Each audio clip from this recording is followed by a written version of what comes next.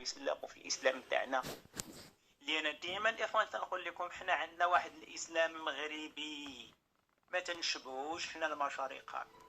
الاسلام المغربي دخلت فيه اخلاق المغاربه السلام عليكم ورحمة فجعلت الله تعالى وبركاته. أزول في اللون. هذا الرجل الطيب يعني يشير إلى الإسلام وإلى الدين وإلى محمد رسول الله.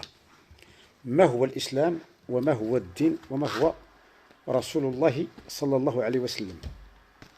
أولا يقول الله سبحانه وتعالى: بسم الله الرحمن الرحيم: وما كان إبراهيم يهوديا ولا نصرانيا ولكن كان حنيفا مسلما. حديث النبي صلى الله عليه وسلم قال رسول الله صلى الله عليه وسلم: البرابر مني وأنا منهم أسعد لسعادتهم وأغضب لغضبهم. وفي حديث آخر يقول الرسول صلى الله عليه وسلم: سيأتي زمان على الناس يقولون يا ليتني كنت من البرابر، يا ليت أبي كان من البرابر، يا ليت أمي كانت من البرابر.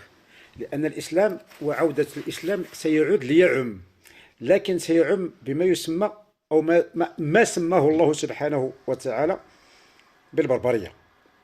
إذن أولا سنبحث من هو هذا النبي ومن هم طيبين أو آل طيب أو أبو طالب. أصل محمد رسول الله صلى الله عليه وسلم من إبراهيم هو إسماعيل، وأصل إبراهيم هاجر هجرتان: هجرته الأولى من أنف من ناحية بكا كندا تنغير إلى أزرونيت ميل. أزرونيت ميل، ميل سافودير يعني هاد سافودير قلناها باللغة الفرنسية. ميل ميكائيل إسرافيل يعني أزرو نيت ربي، حجر الله، الحجر الإلهي الذي يعني مشابه وتبع إبراهيم حين أذن في مكة المكرمة. إذن أصل إبراهيم من بكة وأقام مكة. ويقول الله ولماذا يعني سيقول الناس يا ليتني كنت من البرابر؟ لأن الحجر والشجر حين ينطلق الأبرار لفتح المشارق ولإطفاء نار الفتنة في المشرق سينطق الحجر والشجر. والقرآن رد بالك شيء يقول لك القرآن، حاول تفهم، تدبر القرآن. يقول الله سبحانه وتعالى: ما كان إبراهيم يهوديا ولا نصرانيا ولكن كان حنيفا مسلما. فما هي حنيفا مسلما؟ حنيف، أنيف أصله، والحناء هو الشجرة الوحيدة التي أنزلت من الجنة. وهنا أم تقولون، كتقرأ أم تقولون وكتقرأ أم يقولون. أم يقولون إن إبراهيم وإسماعيل وإسحاق ويعقوب والأسباط كانوا هودا أو نصارى، قل أنتم أعلم من الله ومن أظلم ممن كتم شهادة عنده من الله وما الله بغافل عما تعملون. إذن إسماعيل وإسحاق لم يكون ويعقوب والأسباط لم يكونوا هودا ولا نصارى. إذا لم يكونوا هودا ولا نصارى فمن هم؟ إذا لم يكونوا هودا ولا نصارى فليسوا أيضا عرب. إذن هم برابر من الأبرار.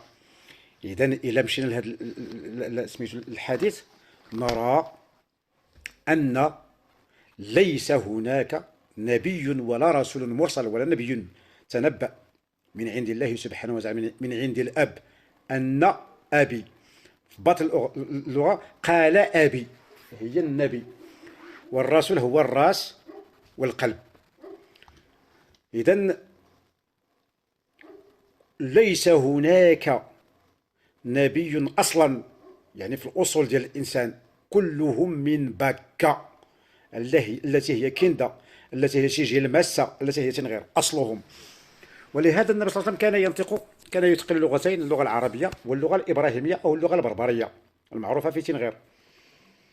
ويقول رسول الله صلى الله عليه وسلم: البرابر أسود الله في أرضه يريد الناس وضعهم ويأبى الله إلا أن يرفعهم. وهذا ما يفعله هذا الرجل الطيب، يحاول أن يبين من هم الأبرار الذين هم البرابر.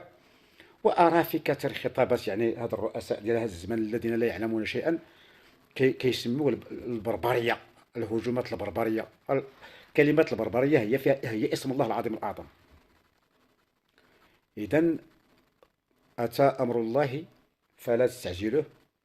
وفاس هي يمين الدنيا، أي فاس، وأصحاب اليمين ما أصحاب اليمين. سأختم بهذه الصورة الجليلة. بسم الله الرحمن الرحيم. فسابي حمد ربك واستغفره إنه كان توابا. إذا جاء نصر الله والفتح ورأيت الناس يدخلون في دين الله أفواجا. فاس أبي أحمد ربك واستغفره إنه كان توابا. والصلاة والسلام على النبي بدر التمام شفيعنا يوم الزحام سيدنا محمد.